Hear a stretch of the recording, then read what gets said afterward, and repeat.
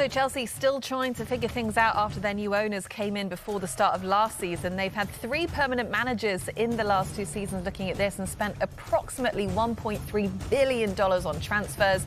They finished in the bottom half last season, and that is where they sit again as things stand. So we haven't seen much progress yet. So for more on Chelsea and what we might see across the rest of the season, let's send it over to Robbie and Danny at the tactics board. Thanks, Anna. And it's just going to be interesting, Danny, to take a look at the Chelsea team right now. We want to kind of assess the squad as a whole and who we might have in the best Chelsea team at the moment. Of course, and we'll end, Danny, with kind of thinking about what areas of this team needs even more investment and improving if they want to be champions of the Premier League, which is what they want to do. Now, for today's team, you've already gone through it here, and I think there's players in here, Danny, that have done a really good job, and some of these guys that might form, you know, I think Gusto's done particularly well, the core of going forward. I think Caicedo's one of those guys, Enzo Fernandez, Conor Gallagher, will get into some more detail, certainly Cole Palmer, which are going to be totally part of the future. Now, others haven't done so well, Danny, and we've got some of the other players there listed along the bottom here as substitutes here. Let's take the exercise of trying to figure out what we think, I think ours is a little bit different, is the best team they could put out with this squad. Of course, they've got a ton of injuries, and then we'll take it from there. I think one of the first things that I would say straight away is that it's a young team. You know, the average age of this starting 11 is 24, and that's with Silva in the team as well. So, like you quite rightly said, I think there's a lot of younger players that have done really well. But I'm interested to see your starting 11 because there's a lot to pick from. Where you go. And of course, injury issues have been significant, but I've got to think that Reece James, and by the way, Malo Gusto, really like him. But I've got to think that Reece James is going to be in the best. Again, we're assuming everybody's fit and healthy going forward here. Ben Chilwell, in terms of the other fullback, would totally be my left back in this situation. I particularly like Levo Colwill. I think he was brilliant for Brighton and Hove Albion. He's played left back. I think he's an excellent centre back.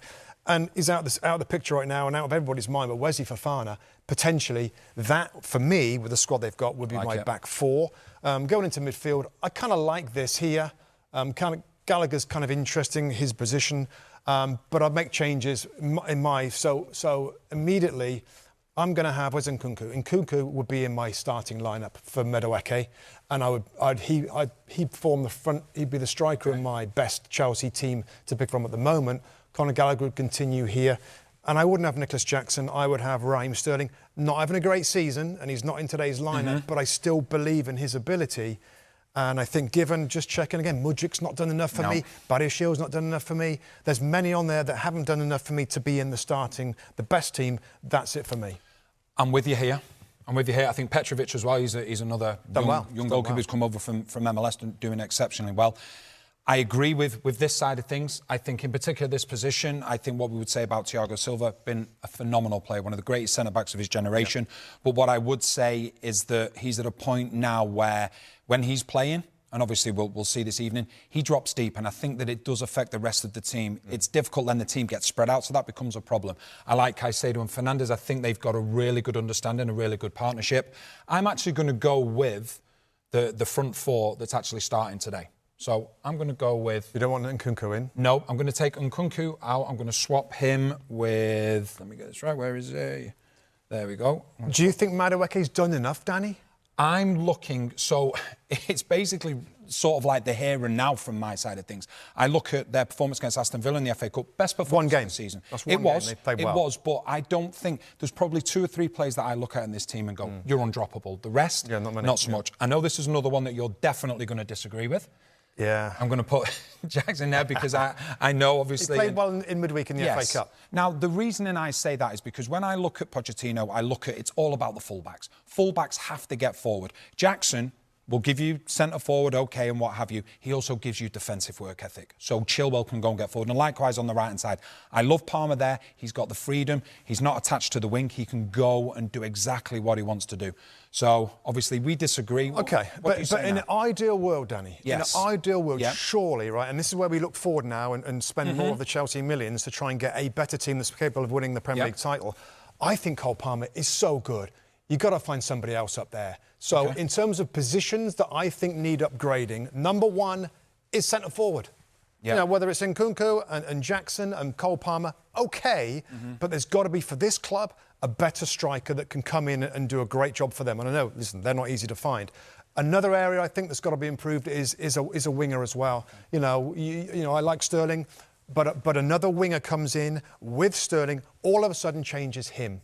And now you've got an option in midfield that I just think Palmer, Danny, with the skills that he's got, is brilliant in this space. You need him more involved. I want him more involved, more centrally. So I'd have Sterling or another out there.